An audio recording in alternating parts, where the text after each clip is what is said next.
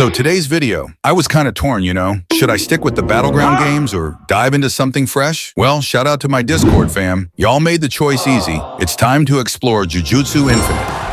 I've been wanting to check out the RPG side of Roblox for a while, and this feels like the perfect chance to do it. Fun fact, I actually dropped a video on this game back when it was still in testing, but the holidays had me tied up, so I never got around to covering the full public release until now. Today, we're diving into the basics, progression, techniques, pretty much everything you'll need to get started. Plus, I might drop a few secrets you didn't know about yet, so watch the whole video. Oh, and quick heads up, I'm picking 2 lucky winners for a Game Pass giveaway at the end of the video, so stick around for that. Before we jump in, though, you know the drill. Drop a like, hit that subscribe button, and let's get into it. Alright, so here's the deal. This is more of an overview video. I'll be covering general stuff about the game, but if you guys show some love for this one, I might turn it into a full series of tutorials. Let me know in the comments if you're down for that. So, let's get started. The first thing you'll need to do is spin for your innate. Think of it as your cursed technique in the game, but don't stress too much. Your build later on will depend more on your playstyle. You'll figure it out as you level up and explore the game further. Now, on to progression. Honestly, it's pretty straightforward, especially if you've played other RPGs before. It's all about grinding, leveling up, mastering your skills, and building your character. In this game, though, there are a few different ways to level up. For early levels, mission quests are a solid option. Just pick a mission,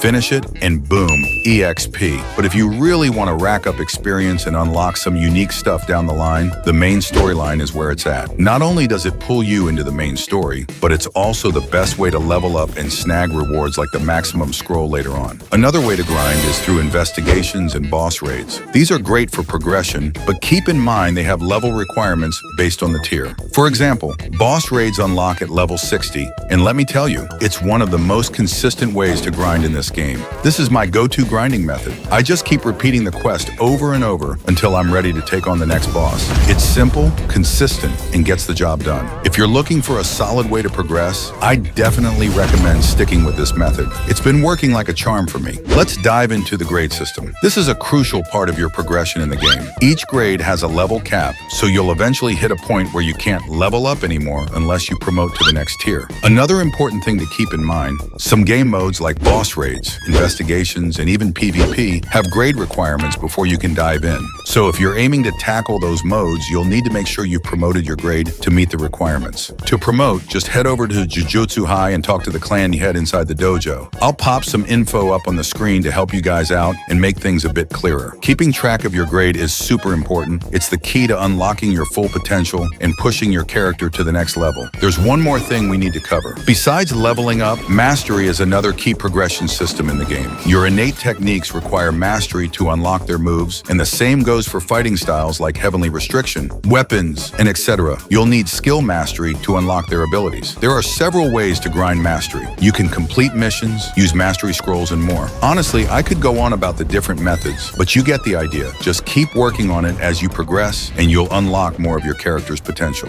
And here we go, the stat system. In this game, stats work as a skill tree. As you gain stat points, you'll use them to build your character. The key here is to spend your points carefully based on the style or build you're aiming for. I'm not going to dive too deep into this since this isn't a character build tutorial, but let me give you a quick rundown. The skill system is divided into 5 different trees: health, focus, technique, strength, and innate. Each tree offers unique contributions to your build. Health tree, this one's all about vitality. Investing points here increases your character's durability. Plus, as you progress, you can unlock RCT, Reverse Curse Technique, which is a game changer for staying alive in tough fights. Focus tree, this unlocks the ability to use Black Flash and introduces the focus meter. Think of this as your Black Flash progression, getting better and more consistent at using it. Maxing it out unlocks Sparks of Black, the best form of Black Flash. I'll break this down further in another video because it's a pretty deep mechanic. Technique tree. This tree is all about curse techniques. It improves the damage of your innate abilities and unlocks more advanced techniques like chanting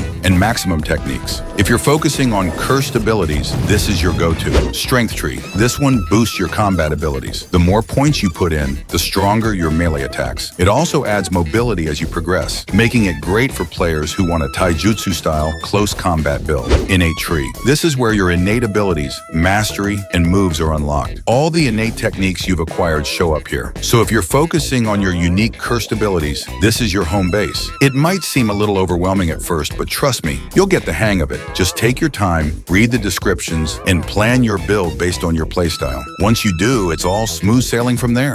And I think that wraps up the basics, right? The main key to becoming a pro in this game is understanding the progression and stat system. Sure, there are extras like weapons, armors, consumables, and boosters, but those are more advanced topics for another time. If you guys want to see more Jujutsu Infinite content, let me know in the comments. Now, before we wrap this up, it's time to pick the 2 winners from the last giveaway. Congrats to you guys. Oh, and don't forget, tomorrow's a big JJS update, so make sure to subscribe and stay tuned for all the latest info. Thanks for watching, and I'll catch you in the next one. Peace.